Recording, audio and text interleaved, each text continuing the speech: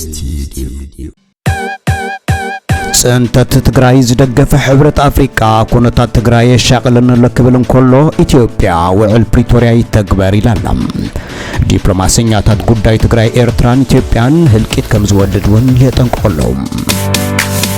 እስራኤል ሽበረ ሕቱን አልሸባብን ምቅላስ ኢትዮጵያ መሪጽ ያሉ ህዝበለት ኮይና ሚኒስትሩ ጻ ጉዳያት ኢትዮጵያ ኢየሩሳሌም አትይለው በጉዳይ ትግራይ ሽማይ በተረጋጋሚ የለዓላሉ ዝበለት ሻዕቢያ ህወሓት ጉዳይ ብዘተኽፈትሕን ለህዝብ ትግራይ መከራኸም ጻሉ ይጽዋዓለሁ መባላ ንብዝሓ ተገሪምሎም ኔዘርላንድ ደገፍቲ ሻዕቢያ ካይ እከቦ አጊዳ ዘላ ኮይና ምኽንያቱ ናይ ዝሓለፈ ዓመት ዕንወት ክድገም ፈቃደኛ ይኩንኩን መባላ ምዃኑ ተገሊጸሎም አበ ክልል አምሓራ ውግ ይቅጽል ዘሎ ኮይኑ ፌደራል ፋኖ ይወቅዕለኹ ንዝበሎ መግለጺ ፋኖ መስሓቅ ዝበሎ ኮይኑ ወሲኹ ፋኖ ውግ ይሰልጠንለውን ይልሎም አበር ሑቅን ቀረባን በመዃን ምስ ጄ ስቱዲዮ ዓበይቲ ምዕባለታት ናይ ዝዕለት ንምክትታል ምሳና ዘለኹም ዝኸበርኩም ተኻተልትና ሰላም ካብ ስቱዲዮና ሕብረት አፍሪካ ዝተረኸበ ሰላም ንምዕቃብን ዘላቂ ህንጸት ሰላም ዕርቅን ልምዓትን ምቹው ሃዋህው ንምርግጋጽ ስምዕነት ተቕስዶም መባል ምኽባር ወሳኒ ምዃኑ አበ ዝገለጸሉ መግለጺ ኣብ ትግራይ ዘሎ ኩነታት የተሓሳስቦ ከም ዘሎ ሓቢሩሎም እቲ ህዝቢ ትግራይ ክጭፍጨፍ ኣብ ዝተገብረ ኩናት ተቃውሞ መስሚዑ ዘይፈለጥን ነቲ ግዳማውያን ውሽጣውያን ሓይልታት ተሓባቢሮም ዘካየድዎ ናይ አፍሪካ ዝዓበየ ኩናት ምኽባር ሕጊ ብምባል ብመንገዲ ኣብ ወንበር ነበር ሙሳፋቂ ዝገልጽ ዝነበረ ሕብረት አፍሪካ ኣብ ዋናው ኩነታት ትግራይ መልኪቱ ኣብ ዘርግሖ መግለጺ ኣብ ውሽጢ ህወሓት ዝምዕብል ዘሎ ኩነታት ብዓሚቕ ስክፍታ ብቀረባ ይከታተሉ ከም ዘሎ ዝገለጸ ኮይኑ ኣገዳስነት ምርግጋእን ሰላምን ኣብቲ ዞባ ምጉላሕ ኩሎም ዝምልከቶም ወገናት ልጓም ክገብሩን ኣብ ሃናጽ ዘተኸዋፈሩ ይጽዋዕ ኣለኹ ኢሎም ተሕብረት ወሲኹ ኩሎም አካላት ንመብጻዕታት ተሰምዕ ከኽብሩ ንምርጋጽ ሰላማዊ ፍታሕ ብሓባር ክሰርሑ ይግባእ ድማ ወሲኹሎም በመንጽር ሕጂ ዝረአዩ ዘሎ እዋናዊ ምዕባለታት ሕብረት አፍሪካ መንጎ ህወሓትን ኢትዮጵያን ኣብ ፕሪቶሪያ ብዝተገብረ ስምዕ ቋመ ምቁራት ተጻወታት ዝተቐመጠ ጉባኤት ክሕልዋት ይሩየታ ብዕዝበለ ኮይኑ እቲ ውዕል ተግባራዊ ብዘይ ምዃኑ ህዝቢ ንሞትን ስቃይን ትግራይ ድማ ንሕሰምን ምብትታን ኣብ ተኣትወሉ ዘላ ግዜ ስቕታ መሪጹ ጸንሐ ሕብረት አፍሪካ ሕጂ መግለጺ ምውጽኡን ንብዙሓት ኣገሪሙሎም ሕብረት አፍሪካ ነትግበራ ስምዕ ፕሪቶሪያ ዘይንቕነቕ ደገፍ ከም ዘሎ ደጊሙ የረጋግጽ ዝበለ ኮይኑ ሙሉእ መስርሕ ክትግበር ንኹሎም አካላት በትስምዕ ክቕየዱን የዘኻኽር ይልለው በመንገዲ ላዕለዋይ ፓነል ኣቢሉ ኣብ መንጎ ክልቲኦም አካላት ዘተን ምትሕባርን ምትዕራይውን ክሰርሕ ምዃኑ ቃላት የሎም እዚ ከምዚ ኢሉ እንከሎ ኣብ ትግራይ ክፍጠር ዝኽእል ዘይመረጋጋእ ካልእ ዞባዊ ኩናት ንምዕዳም ዘለዎ ተኽእሎ ዝለዓለ ምዃኑ ምክትል ፍሉይ ልኡኽ ኣሜሪካ ኣብ ቀርኒ አፍሪካ ዝነበረን ልኡኽ ኤውሮጳ ኣብ ቀርኒ አፍሪካን ጠንቂቆም ኣለዉ ውዕል ፕሪቶሪያ በአጋባቡ ዘይምፍጻም ወይ ድማ መፍራስ ዞባ ቀርኒ አፍሪካን ቀይሕ ባሕርን ናብ ሓደጋ ዘቃልዕ ምዃኑ ዝጠቐሱ ምክትል ፍሉይ ልኡኽ ኣሜሪካ ኣብ ቀርኒ አፍሪካ ነበር ፓይቶን ተወካሊ ሕብረት ኤውሮጳ ኣብ ቀርኒ አፍሪካ አሌክሳንደር ሮድዘን ዞባዊ ጥፍኣት ቅድሚ ምጅማሩ ማሕበረሰብ ዓለም ደው ከብሎ ነተሓሳስብ ኢሎም ኣለዉ ውዕል ፕሪቶሪያ በአጋባቡ ክትግበር ዝጸውዑ እቶም ዲፕሎማስኛታት ኣብ ሓደጋን ተወዲቑ ግን ካብ ምብራቅ ክሳብ ማእከላይ አፍሪካ ተስፋሕፊሑ ዘሎ ኩናት ዘጋድደን ኣብ ዞባ ቀይሕ ባሕሪ ክሳብ ዞባ ሳሕል ናብ ሙሉእ ጥፍኣት ዝዕድም ምዃኑ ኣብ መጽሔት ፎሬን ፖሊሲ ኣብ ዘውጽኦ ጽሑፍ ኣረጋጊጾም ኣለዉ ሕብራት ኢማራት ዓረብን ስዑድ ዓረብን ምስ ሕብረት አፍሪካ ኮይነን ብምሽምጋል ወይ ድማ ነናይ ባዕለን ደገፍትን ንምዕባይ ዝገብሮ ጽምዲ ኣብቲ ዞባ ዘለዎን ድሌት ብግልጽ ዘርድእ ምዃኑ ዝጠቐሱ እቶም ዲፕሎማስኛታት ኣሜሪካን ኤውሮጳን ውዕል ፕሪቶሪያ ብምድሓና ምጽዳፍ ዘሎ ከባቢ ናብ ዙርያ ጠረጴዛ መምላስ ክጓየዩን ንጽዋዕ ኣለና ኢሎም ኣለዉ አንጸላሊ ዘሎ ኩናት ቅድሚ ምጅማሩ ምዕጋት ዘይተኻኢሉ ዞባ ቀይሕ ባሕሪ ናብ ዘይወጾ ምትህልላቕ ከምርሕ ከም ዝኽእል ዝጠቐሱ እቶም ዲፕሎማስኛታት ውዕል ፕሪቶሪያ ብምድሓን መንገዲ ጥፍኣት ክዕጾ ንማሕበረሰብ ዓለም ብህጾጽ ንጽዋዕ ኣለና እውን ኢሎም ኣለዉ ነዚ ተኸቲሉ ሚኒስትር ጉዳያት ወጻኢ ኢትዮጵያ ዶክተር ጊድዮን ጢሞቴዎስ መንግስቲ ፌደራል ስምዕ ሰላም ፕሪቶሪያ ሙሉእ ብምሉእ ንምትግባር ብትግሃት ይሰርሕ ከም ዘሎ ዝገለጸ ኮይኑ እቲ ዝሰርሖ ዘሎ ስራሕ እንታይ ምዃኑ ኣይዘርዘረን ኣብ አዲስ አበባ ዝመደበሮም ኣባላት ዲፕሎማስያዊ ማሕበረሰብ ብህሉ ኩነታት ክልል ትግራይ ብዝምልከት መብርሂ ኣብ ዝሃቡሉ ግዜ እቲ ውዕል ንምትግባር ይሰርሕ ኣለኹ ዝበለ በዓል ስልጣን ነቲ ውዕል ዝጻባእ ሓይሊ ኣብ ትግራይ ከም ዘሎ ብምግላጽ እቲ ተጻብኦ እንታይ ምዃኑ ካይገለጸውን መብርሂ ሂብሎም ኣብቲ መድረኽ መደረ ዘስምዑ ሚኒስትር ጉዳያት ወጻኢ ጊድዮን ጢሞቴዎስን ጊዜያዊ ሓላፊ ምምሕዳር ክልል ትግራይ ኣቶ ጌታቸው ረዳ ካብ ዝተፈላለየ ሃገራት ዝመጹ ዲፕሎማስኛታት ተረኺቦም ከም ዝነበሩ ማዕከና ዜና ኢትዮጵያ ዝገልጻ ኮይነን ሚኒስትር ጉዳያት ወጻኢ ሃገር ዋላኳ ተገባብራ ስምዕ ሰላም ፕሪቶሪያ ዱርትነት እንተሃለዎ ፌደራል መንግስቲ ሙሉእ ብሙሉእ ንምትግባር ብትግሃት ይሰርሕ ከም ዘሎ ገሊጹሎም እቲ ሚኒስተር ሓደ ካብ ዕላማታት ስምዕ ሰላም ፕሪቶሪያ ተኽስዶም ምባል ምዃኑ መንግስቲ ሁሉ ኩነታት ትግራይ ብቀረባ ይከታተሎ ከም ዘሎ ዝሓበረ ኮይኑ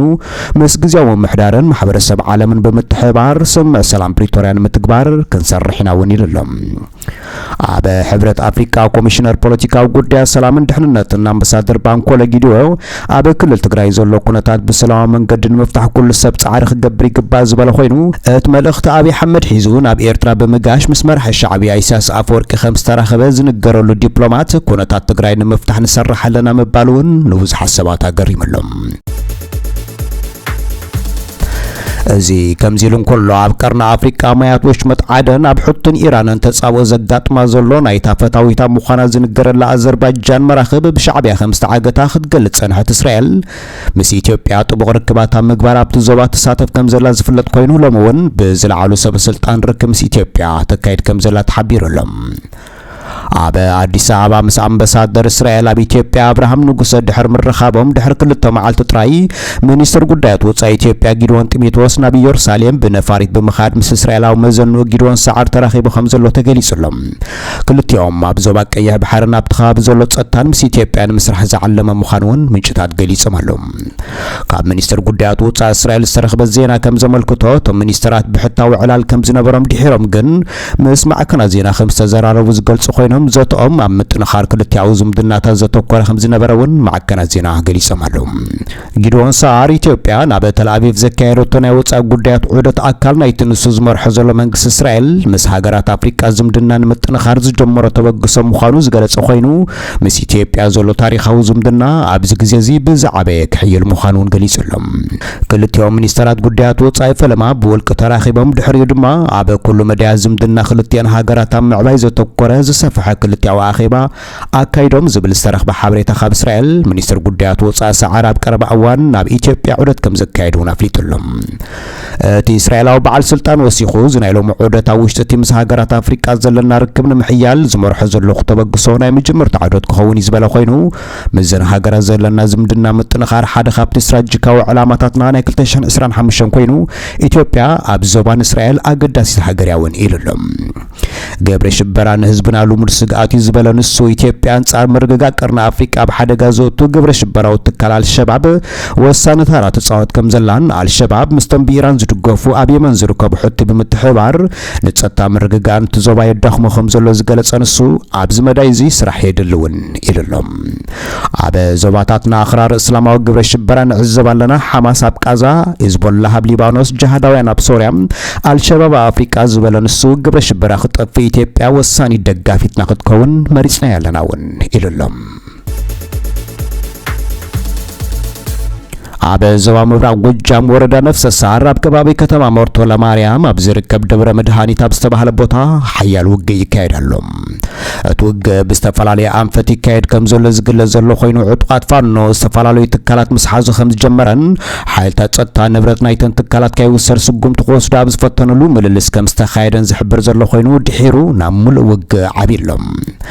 ኣብ ደብረ መድኃኒት ምስ ዕጡቃት ብዝተፈጥረ ግጭት ሰብ ኣልቦ ነፋሪት ሓዊሱ ዓበይቲ ዕጥቅታት ኣብ መዓለ ከም ዝወዓለ ዝገልጹ ነበርቲ ክሳብ ሕጂ ዝጀመረ ውግእ ከም ዘይበረደውን ገሊጾም ኣለዉ ብተወሳኺ ኣብ ከባቢ ከተማ ሞርቶ ለማርያም ኣብ ዝርከብ ቀበሌታት ተንታን ደርጅን ውግእ ከም ዝተኻየደን ቀበሌ ደርጂ ኣብ ትሕቲ ቁፅር ዕጡቃት ፋኖ ከም ዝኣተወ ዝግለጽ ዘሎ ኮይኑ ፋኖ ውግእ ክቕጽል እዩ ኢሉሎም ኣብቲ ከባቢ ኣብ መንጎ ሓይልታት መንግስትን ዕጡቃት ፋኖ ዝካየድ ዘሎ ውግእ ቀንዲ ግዳይ ዝኾኑ ኣብቲ ከባቢ ዝነበሩ ንጹሃን ሰባት ምዃኖም ቶም ነበርቲ ዝገልጹ ኮይኖም ብርክት ዝበሉ ቆልዓ ሰበይቲ ምቕታሎም እውን ተሰኒዱሎም ድሕርቲ ጎንፂ ኣብ ወረዳ ነፍሰ ሳር ትምህርትን ጥዕናን ሓዊሱ መሰረታዊ ኣገልግሎታት ከም ዝተዓናቐፈ ብምጥቃስ ኣብታ ወረዳ ካብ ዘለዋ 35 ቀበሌታት ኣብዚ ሕጂ እዋን ተን 6 ጥራሕ ብኸፊል ኣገልግሎት ከም ዝህባን ዝተረፋ 29 ቀበሌታት ብሙሉእ ተዓጽን ከም ዘለዋ እውን ተገሊጹሎም ድሕርቲ ውግእ ብዙሓት ነበርቲ ገዛውቶም ንብረቶም ገዲፎም ካብቲ ከባቢ ይወፁ ከም ዘለዉ ዝሕበር ዘሎ ኮይኑ ብተመሳሳሊ ኣብ ዞባ ምዕራብ ጎጃም ወረዳ ቃሬት ኣድጌኔት ኣብ መንጎ ሓይልታት ጸጥታ መንግስትን ዕጡቃት ፋኖን ምዃን ውግ ይቕጽል ከም ዘሎን ኣብ ከባቢ ወረዳ ቃሪ ዝርከብ ቀበሌ ገነት ኣቦ ንምቁፅጻር ግጥም ይካየድ ከም ዘለውን ፋኖ ገሊጹሎም። ኣብ ዞባ ምዕራብ ጎጃም ወረዳ ቃሪት ገነት ኣቦ ኣብ መንጎ ሓይልታት ጸጥታ መንግስትን ዕጡቃት ፋኖን ብዝተፈጥረ ግጭት 3 ሰባት መይቶም ኣለዉ ዝብላ ማዕከናት ዜና ኢትዮጵያ እቲ ውግእ ካብ ንግሆ ክሳብ ሕጂ ቀጺሉሎም። ካብቶም ዝተቐተሉ ክልተ ኣብ ግራቶም ዝነበሩ ሓረስቶት ምዃኖም ሓንቲ ጓል ኣንስተይቲ ኣብ መንገዲ እናተጓዓዘት እንከላ ብበራሪ ጥይት ከም ዝተሃርመት እውን ተገሊጹሎም። ሓይልታት ፌደራል ትማሊ ኣብ ወግዓዊ ገጽ ፌስቡክ ኣብ ዘውፅኦ ጽሑፍ ኣብ ዞባ ምብራቕ ጎጃም መርቶለ ለማርያም ኣባይ ብርሃ ክሳብ ወሎ ከባቢታት ቃሪት ገነት ኣቦን ሸንዲጌንማን ኣብ ዞባ ሰሜን ጎጆ ዝንቀሳቐሱ ኣኽረርቲ ዝበሎም ፋኖ ስጉምቲ ከም ዝወሰደ ኣፍሊጡ ዘሎ ኮይኑ ፋኖ መስሓቅ ዋዛ እውን ይድወሎም። ኣብ ዞባ ዓወት ጁኒ ኑኒን ከምኡ ድማ ኣባይ ተፋሰስ ዙርያ ኣብ ዞባ ደቡብ ጎንደር ታሕታይ ጋይንትን ሚካኤል ደብርን ባልሳ ኣዋሳግን ውግእ እውን ቀጺሉሎም። ፌደራል 25 ኣኽረርቲ ፋኖ ኣወጊደ 574 ኣቑሲለ ምባሉ ዝከር ኮይኑ ኣብ ተሰሪሒት ዝተማረኹ 10 ብሬን ሓደ ስናይፐር 126 ጠመንጃ 88 ግዜ ዝሓለፈ ኣጽዋር 34 ቦምባ 34 ቁራጽ ዕጥቂ ድማ ሒዘለኹ ዝበለ ፌደራል ፋኖ መስሓቅ ኢልዎሎም። ኣብ ክልል ኣምሓራ መንጎ ሓይልታት ጸጥታ መንግስትን ዕጡቃት ፋኖን ዝካየድ ዘሎ ግጭት ኣብ ሰብን ንብረትን ልዑል ጉድኣት የብጽሓሉ ዝበሃል ዘሎ ኮይኑ ሻዕብያ ብዕጥቂ ዝልግሰሉ ዝተባታተነ ጉጅለ ፋኖ ግን ህዝቢ ከላኸላለኹ ይብል እዩ። ኣብ ውሽጢ ሕወሓት ብዝተፈጥረ ምክፍፋል ሽመይ ብተደጋጋሚ ይለዓላሉ ዝበለ ሻዕብያ ብመንገዲ ሚኒስትር ዜና መልሲ ዝሃበ ኮይኑ ኤርትራ ስምዕ ሰላም ፕሪቶሪያ ክትሓስ ሓሳብ የብላን ክብል ነቲ መራሒኡ ብስምምዕ ፕሪቶሪያ ተኸሊፍና ምባሉ ዝነፀጎ ውዕል ፕሪቶሪያ ከም እተኽብሮ ገሊጹሎም። ኣቶ ጌታቸው መንግስቲ ኤርትራ ሓደ ካብቶም ኣብ ክልል ትግራይ ህውከት ብምፍጣር ተረባሕቲና ዝብሉ ባእታታት ምባሉ ዝከር ኮይኑ ብተደጋጋሚ ኣብ ኢትዮጵያን ዝብገስ ፖለቲካዊ መግለጺታት መልሲ ንምሃብ ተጸሚዱ ዘሎ ሚኒስትር ዜና ኤርትራ የማነ ገብረ መስቀል ኤርትራ ስምዕ ሰላም ፕሪቶሪያ ክትሓስ ሓሳብ የብላን ክብል መግላጹ ነቲ ኣብ ትግራይ ህውከት ምፍጣር ዘካየዶ ዘሎ ስራሕ ዝሓባብል ምዃኑ እውን ዝተፈላለዩ ወገናት ይገልጹሎም። ፕሬዝዳንት ግዚያዊ ምምሕዳር ክልል ትግራይ አቶ ጌታቸው ረዳ ትማሊ ኣብ ዝሃብ መግለጺ መንግስቲ ኤርትራ ሓደ ካብቶም ኣብ ክልል ትግራይ ህውከት ንምፍጣር ተረባሕቲና ዝብሉ ባእታታት ዝበለ ኮይኑ ኣብ መንጎ ወተሃደራዊ ፖለቲካዊ መራሕቲ ምስ ኤርትራ ርክብ ዘለዎም ባእታታት ከም ዘለውን ጌታቸው መግለጹ ይፍለጥ። ነሲዒቡ ሚኒስትር ዜና ኤርትራ የማነ ገብረ መስቀል ኣብ ኤክስ ናይ ቀደም ትዊተር ኣብ ገጹ ኣብ ዘርግሖ ጽሑፍ ኤርትራ ኣብ ውሽጢ ፖለቲካዊ ጉጅለታት ሕወሓት ዘሎ ውሽጣዊ ግጭት ንምግዳል ዝኾነ ረብሓ ከም ዘይብላ ዝገለጸ ኮይኑ ኣብ ክንዱ ሕወሓት ጸገሙ ብዘተ ክፈትሕ ከም ትድግፍ እቲ ሕወሓትን መጥፋእ ህዝቢ ትግራይ ምድኻም ዝብል ፖሊሲ ዝኽተል ስርዓት ዓይን ዓለም ዘንቆር መግለጺ እውን ኣውፂሎም። ኣብ መንጎ መራሕቲ ሕወሓት ዝረአ ዘሎ ውሽጣዊ ግጭት ምግዳድ ኣብ ልዕሊ ህዝቢ ትግራይ ዘየድልን ዘይተርፍን መከራ ከም ዘስዕብ ይፈልጥ እየ ዝበለት ኤርትራ ብመንገዲ የማነ ቻርሊ ሰራዊት ኤርትራ ኣብ ትግራይ ኣትዩ ዝፍጽሞ ግፍዒ ብዝጻረር መንገዲ ሽግር ትግራይ ኤርትራ ከም ዝሕመማ ምግላጽ እውን ንብዙሓት ኣስሒቁሎም። ወሲኹ እቲ ናይ ሻዕብያ ወኪል ንሰራዊት ኤርትራ ብዝምልከት በገለ ባእታታት እቲ ሰራዊት ገና ኣብ ከባቢታት እቲ ጎንፂ ዝርከበሉ ከባቢታት ኣሎን ዝብል ሓሳብ ናይ ሓሶት ክስ ምዃኑ ዝገለጸ ኮይኑ ሰራዊት ሻዕብያ ኣብ ዛላምበሳን ኣድያቦን ኢሮብን ብምህላው ኣብ ናይ ኤርትራ ግዛኣት ከም ዘሎ ምግላጽ እውን ንብዙሓት ኣገሪሙሎም። የማነ ገብረ መስቀል ወሲኹ ብፖለቲከኛታት ኢትዮጵያ ንቀይሕ ባሕሪ ብዝምልከት ዝሃብዎ ግርጭት ዝፈጥር መግለጺታት ዘየድሊ ኮይኑ ቀጺሉ ከም ዘሎን ወጥሮ ዘጋድድ ምዃኑ ይፈለጥ ዝበለ ኮይኑ ላዕላዊ መሬት ኢትዮጵያ ጎቢጡ ዘሎ ስርዓት ላዕላዊ መሬተይ ንምውራር ዝካየድ ዘሎ ምንቅስቓስ ዓገበሉ ላይ ምባሉን ቀጺሎም። ኣብ ቀረባ እዋን ምስ ኣብ ትግራይ ዘሎ ፖለቲካዊ ዘይምርግጋእ ተተሓሒዙ ስም ኤርትራ በተደጋጋሚ ክለዓል ከም ጸንሐ ዝገለጸት ሻዕብያዊ በዓል ስልጣን ውድቡ ሻዕብያ ምስ ሕወሓት ዝኾነ ርክብ ከም ዘይብሉን ክሒድሎም። ፕሬዝዳንት ግዚያዊ ምምሕዳር ክልል ትግራይ አቶ ጌታቸው ረዳ ኣብ አዲስ አበባ ብዝሃበ መግለጽን ደብረጽዮን ገብረ ሚካኤል ኣብ ዝተፈላለዩ ኣጋጣሚታት ከም ዝሓበሮን ምስ ሻዕብያ ርክብ ይካየድ ከም ዘሎ ዝተኣመኑ ኮይኖም ጌታቸው መንግስቲ ኤርትራ ሓደ ካብቶም ኣብ ክልል ትግራይ ብዝፍጠር ህውከት ተረባሕቲና ዝብሉ ባእታታት ምዃኑን ክገልጽ ጸኒሑ። ወሲኹ ጌታቸው ካብቶም ኣብዚ ሕጋዊ ንጥፈታት ዝተዋፈሩ ወተሃደራውን ፖለቲካውን መራሕቲ ትግራይ ምስ ኤርትራ ርክብ ዘለዎም ባእታታት ከም ዘለው ንፈልጥ ኢና እውን ኢሉ ድሌ ሻዕብያ መንግስቲ ኢትዮጵያን ኤርትራ ክወረር ንትግራይ ከም ናይ ኩናት መስመር ብምጥቃም ትግራይ ብምዕናው ዕድል ተፈጢሩ ዓወተ ተረኺቡ ድማ ምስቶም ኣብ ትግራይ ዘለው ሰራዊትን ጀነራላትን ናብ አዲስ አበባ ጉዕዞ ምቕጻል መደብ ሻዕብያ ምዃኑን ጌታቸው ኣብርሂም። አበናይ መወዳታ ጸብጻብና ከንቲባ ከተማ ራይወክ ናይ ኔዘርላንድ ሆርሳሂም አብዚ ወርሕ ዝኽካየ ተመዲቡ ዝነበረ ምትእኻብ ሻዕብያውያን አጊዱ ከም ዘሎ ፍሊጡሎም እቲ ከንቲባ ምትእኻብ ኤርትራውያን ክእግድ ዝተገደደሉ ምኽንያት ከም ናይ ዝሓለፈ ዓመታት ባእስን ዕግርግርን ካይፍጠር ካብ ዝብል ስጋት ምዃኑ መርበብ ዜና ኔዘርላንድ ታይምስ ዝጸብጸበ ኮይኑ ዝሓለፈ ግዜ ዘጋጠመ ዕንወ ዘይርስዕ ስምብራት ገዲፉ ከም ዘለዎን ወሲኹ ገሊጹሎም ኣብቲ ኢቨንት ፕላዛ ብዝተባሃለ ኣዳራሽ ክካየድ ተመዲቡ ዝነበረ ምትእኻብ ሻዕብያውያን ናስታት 500 ኣጋሽ ክሳተፉ ተወጢኑ መንባሩ ዝገለጹ ሰበስልጣን ከተማ ሻዕብያ ኣብዚ ከተማ ክእከቡ ምግባር አንጻሮም ንዝብገሱ ሰባት ዕድል መኽፋት ምዃኑ ትምትእኻብ ክስረዝ ከም ዝተወሰነ ገሊጹ ዘሎ እቲ ብፌደሬሽን ማሕበር ኮማቲ ኤርትራ ኔዘርላንድ ከም ዝተወደበ ዝተጠቕሰ ምትእኻብ ዕላማው ንጹር እኳ እንተዘይነበረ ብምኽንያት 8 መጋቢት ብኤምባሲ ኤርትራ ዝተወደበ ክኸውን ከም ዝኽእል እውን ተገሚቱሎም ቅድሚ 2 ዓመታት ኣብታ ከተማ በዳራሽ ኢቨንት ፕላዛ ብዝተወልዐ ባእስን ዕግርግርን ኤርትራውያን ኣብ ሰብን ንብረትን ጉድኣት ኣውሪዶም ክትብል ሃገር ከሲሳ መንባራ ዝፍለጥ ኮይኑ ናይቲ ዕለት ፍጻሜ መላእ ኤውሮጳ ስምባደ ከም ዝፈጠረን ጠንቅቲ ግጭት ኣብ ኤርትራ ዘሎ ሻዕብያዊ ግጅለ ዝኽተሎ መንገድታት ንዓለም ዘላለየ መንባር ይፍለጥ እዩ ዝሓለፈ ዓመት ወርሕ ለካቲት ኣብ ከተማ ዘሄግ ኣብ ዝተወልዐ ተመሳሳሊ ግጭት ብዝወረደ ዕንወት ኣብ ኣባላት ጸጥታን ፖሊስን ዝተፈጸመ መጥቃዕቲ ሓያሎ ኤርትራውያን ካብ ኣዋርሒ ክሳብ ሓደ ዓመት ክእሰሩ ከም ዝተፈርዶም ዝፍለጥ ኮይኑ ኔዘርላንድ ጉዳይ ኤርትራውያን ምትእኻባት ብዕቱብ ከም ትሕዞ ኣብ ምግላጽ ትርከብ እያ በርጌና ሓመዱን ደገፍቲ ሻዕብያ ዝኾኑ ኤርትራውያን ናብ እስራኤልን ሃገራት ኤውሮጳ ብፍላይ ድማ እስራኤል ካናዳ ኣሜሪካን ኖርዌይን ስዊዝ ሽወደንን ካልኦት ሃገራት ኣብ ዝተፈላለየ ኣጋጣሚታት ኣብ ዘካየድዎ ግጭት ብክልቲኦም ወገን ብውሕዱ 9 ሰባት ክሞቱ ከለዉ 10ታት ቆሲሎም ብዙሓት ድማ ሰንኪሎም ከም ዘለዉ ይፍለጥ እዩ ተካታተሉ ዘለኹም ካብ ማዕከን ጄ ስቱዲዮ መሓላለፈልኩም ዝጸንሐ ናይ ዝዕለት ዓበይቲ ምዕባለታት እዮም ነይሮም ኣብ ኤርትራን ኢትዮጵያን ከባቢናን ዘለዎ ዓበይቲ ነጥብታት ሒዝና እንደገና ክንምለስ ኢና ከሳብ ሽዑ ኣብ ዘለኹም ጥዑም ግዜ ክኸውን ንምነ